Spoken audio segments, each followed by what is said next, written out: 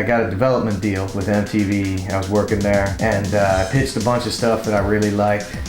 And I was looking at it, and I was like, oh, this stuff is all pretty crazy and weird. I should put in something that MTV will probably go for.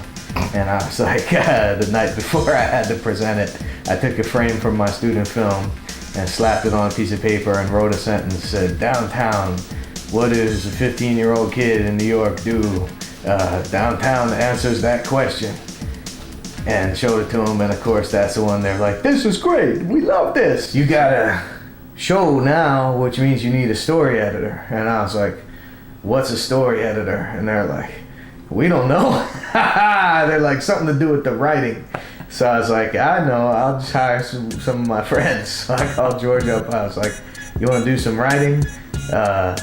There's a writer or a story editor. And he was like, which one is on? Like, which one's better? I was like, well, story editor's on for like, 57 weeks, and writer, you just get to do a script or two. He's like, sign me up for story editor. Instead of coming up with characters and stuff, that they might not like, I'll just go really broad and say, we're going out on the street. It's gonna be like cinema verite shit, and we're gonna go like record these like kids off the street, record their audio, and then we're gonna animate to that. We love it, it's great. So we go out and we do that, and of course they're like, well, it's kind of crazy. We need scripts and characters and stuff. So that's when I was like, I was like, all right, George, we gotta come up with some characters. And of course we just basically, mostly just put in either people we had met on the street or people we already knew.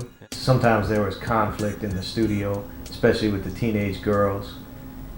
You record this at a professional sound facility that's not used to, they're used to dealing with like SAG actors and stuff. It's like, you must, speed it up like that. Let's try a few more. Go ahead. You must follow through and confront your destiny. You must follow through and confront your destiny. You must follow through and confront your destiny. You must follow through and confront your destiny. Okay, hang on. You bitch ass fuck. Alright, it's late, I'm getting it rowdy. Alex is the character that's most like us. We had to come up with a character that we could really relate to, kind of like a loser who collects action figures and can't get chicks, and is largely based on like George, or George's like inner core. It's his middle name, and it's his like spot that he comes from. Although there's a piece of both of us and a lot of our friends in Alex, Yeah. I'd say a lot of that comes out of your soul. What, you can't download porn on your own computers? Well, yeah, but you got the super fast modem. Oh, come on, Alex. I'll trade you the naked code for Tomb Raider 3 for 1 hour of internet access. Plus, you get a zip disk of all the best stuff we download. Damn. Okay. But stay off my workstation. Alex is very close to me. Yeah. A lot of his internal turmoil that we used for plot devices was mine. But his inability to talk to girls, his sublimation of life into video games and comic books and toys. Alex's free-spirited younger sister, the kind of like opposite yin to his yang, based on the crazy chick that we met. Loves to go out to clubs, doesn't care about anything except the second that she's living in right now. I liked Fruity because Fruity was also, he was kind of based on an amalgam of he was based on a guy that you knew. Yeah, Fruity was actually based on this guy that I knew who actually ended up becoming one of the What's Up guys in the Budweiser commercial, who, he just went by the name Fruity. He thought it was a funny name for the guy. I liked Fruity a lot because he was also an aspect of my personality. He's like the person I can't be, the one that's always talking to chicks, and he's always telling them exactly what he thinks, and I really liked him because he was a free spirit. Then there's Matt. He was a good character too. I liked him a lot. Based a lot on Tony Soronach, who's a graffiti artist, who's kind of abandoned that to go on to become like a master painter. He was like kind of like a quiet artist character, philosophical, didn't say a lot, but when he said something, it mattered. And he was not motivated by the base aspects of humanity. He wanted to create his art, and that's all he cared about. He didn't care about the girls, he didn't care about the cred. He just wanted to make art that no one would see. That was his favorite thing to do, and that's why I thought he was like one of our cooler characters, actually. And I could relate to that, a la making a show that no one would ever see. Mecca was like the romantic. She liked romance. She had an idealized view of what life could be, and always, looked to the positive and thought that she was going to find Mr. Right and that everything was going to work out. Jen was largely based on a girl that we met on the street. It was kind of like a fun, loud, boisterous, but angry, sarcastic, kind of self-defeating personality, and eventually ended up taking on a lot of aspects of Anne Bernstein, one of our writers. I keep them a 9. Well said. Well said. I keep the Star Wars references to 12 for show.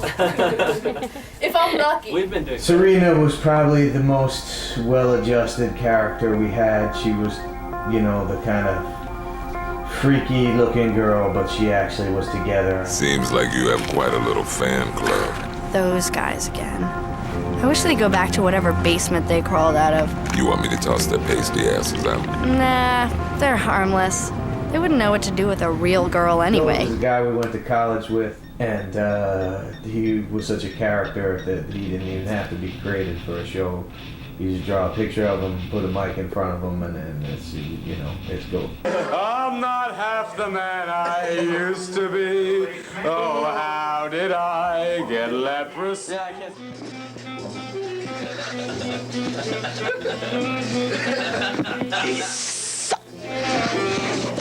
Goat would bang all the fat chicks. Yeah. And he would wear Klingon ceremonial armor. Yeah. While drunk. Yeah. And he'd put axes in tables. Yeah. And he'd pass out drunk and vomit. Yeah. And that was Goat.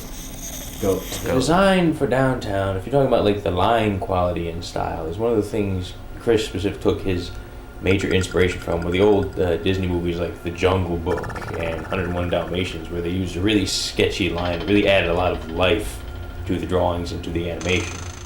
We tried to go for a style. We wanted to reflect the grittiness of New York, the reality of New York, but push it in a direction that's more surreal. So we took a realistic drawing style, but pushed the painting style to be more surreal, and pushed the color palette was really a big thing. We wanted a lot of mood. It was very dark and dirty, which New York is really. If you spend any time there, it's really dirty. And we wanted to reflect that, and the sidewalks aren't all perfectly ruled. They're all nasty with crap on them and garbage and stuff, and that's just the reality that it is, a colorful city, but we pushed it. The color that made it more hyper realistic and surreal and saturated and painterly. We took an unconventional route building the crew for downtown. I was not satisfied with only picking artists that currently resided in New York. A lot of great artists in New York, but I wanted to get whoever we could get the best of the best. And we got a lot of good people. We brought people from the West Coast back to the East Coast, from LA, from Portland, we got people from Canada, from France, all over the place to come work on the show. Just looked at portfolios upon portfolios and just tried to pick the best artists we could possibly pick. We were the first show at MTV to do digital ink and paint. We really wanted to push the colors and do things that weren't possible with traditional cell animation. We tried to do layouts that would have been really hard to shoot on a traditional Hawkesbury stand. Did a lot of complex compositing. I'll tell you, Han Ying, the Chinese studio, really rose to the occasion. They really did a good job. That digital compositing was pretty new at that point in time, and we were asking them to do very complex shots, and they pulled them off. I'm sitting in a room going over these exposure sheets. Exposure sheets, there's tons of them. Every little line in an exposure sheet is a frame of film. There's 24 frames in a second, 60 seconds in a minute, 22 minutes in one of Louis' episodes. lovely drawings. These are Louis' lovely drawings.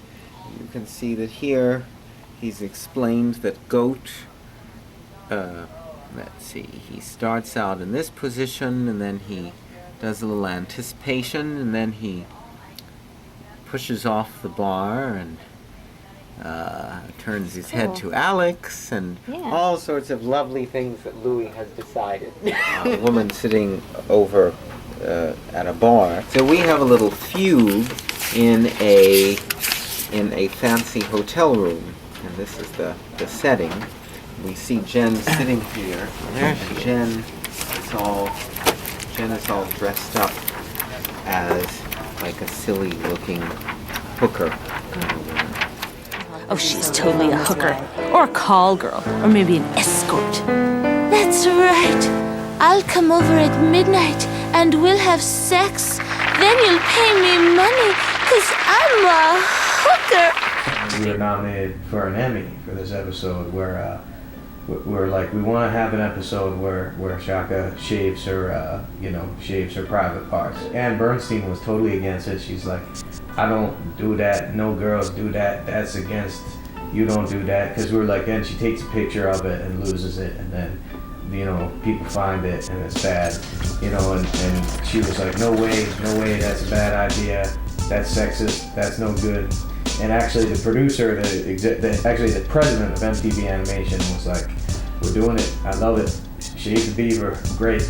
And we went to go to the kids. The actors, when we did the read-through, they were very critical of the scripts. Anything they didn't feel, it was kind of like our reality filter. Yeah. We would give them a certain amount of leeway to change lines and things like the way they were said and stuff. Say, hey, how can you make this better? And if it fit with what we thought worked for the story, absolutely they changed it. Did a lot of ad-libbing and stuff. So we were kind of like, Anne was like, she's never gonna. Leora, the actress who played Chaka, she's like, she's never gonna go for it. And we'll see. And then she reads the script, busts out of the read-through, comes to me, she's like, how did you know? How did you know? That happened to me. That actually happened to me. I got the man in my chest. The man. He's gonna stay there all night and push on my heart. You went to China. Yeah. Yeah, it's pretty good. It's pretty good. I like it there. I mean, I didn't like it there. Young and thin when I started, and then I was old and fat when I ended. And I think you also happened within the course of 1 year. I spent every waking moment working on that thing. And you slept in the office. Yeah. And we had story meetings that lasted all night. We'd have to go take a nap and then get up again because our writer was on the West Coast and we had to send her a premise in 3 hours. And I'm extremely proud of Downtown.